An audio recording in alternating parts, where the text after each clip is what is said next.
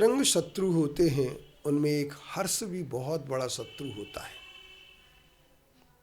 आदमी खुशी में जब आ जाता है तो वह अपनी यथार्थता को भूल जाता है। जब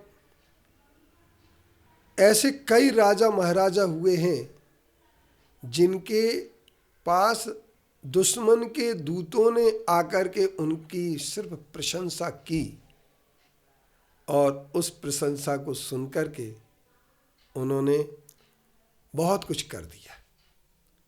हर्ष होता है जैसे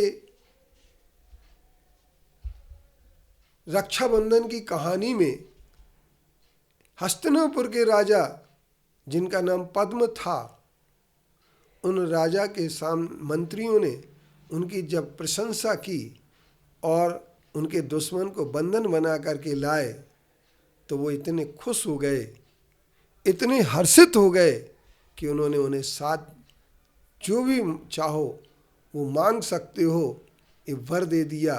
और उस वरदान का परिणाम उन्होंने जब शास्त्रमुनि नगर हस्तिनापुर में आए तब उन्होंने 7 दिन का राज्य मांग लिया।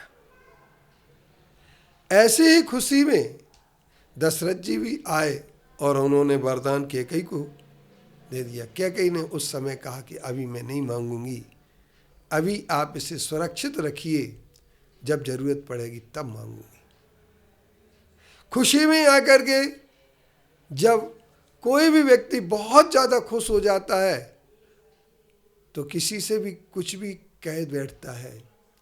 जब खुशी बहुत अधिक होती है किसी भी प्रेमी और प्रेमिका के बीच में, तो प्रेमी ये कहता है कि मैं तुम्हारे लिए आसमान के तारे तोड़ करके ला सकता हूँ, तुम्हारे लिए अपनी जान दे सकता हूँ, तुम्हारे लिए न जाने कितने बड़े बड़े वायदे कर देते हैं खुशी में आकर के।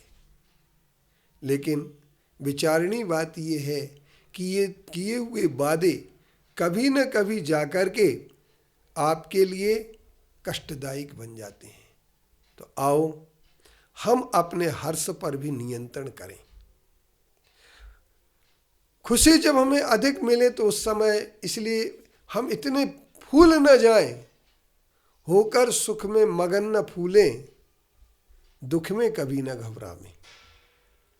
2 चीज़ों को टालने के लिए मेरी भावना में बात कही गई है कि जब हमारे पास सुख के साधन मिलते हैं, सुख की परिस्थिति मिलती है, सुख की अनुकूलता मिलती है, तो उस समय हम एक चीज़ को भूल जाते हैं। वह चीज़ क्या होती है कि हम इस बात के लिए भूल जाते हैं कि अब हमारा लक्ष्य क्या है। कई लोग लॉटरी खुलने के बाद या कई लोग अपनी खुशी में इतने फूल जाते हैं कि वो इस बात के लिए भूल जाते हैं कि हमारा कर्तव्य और हमारा दायित्व क्या है। जैसे इतने भावुक हो जाते हैं खुशी में। हमने देखा एक व्यक्ति मेरे पास आया, बोले महाराज जी, सिरपुर की बात है, बोले महाराज जी एक बार मुझे आहार दिलवा दो।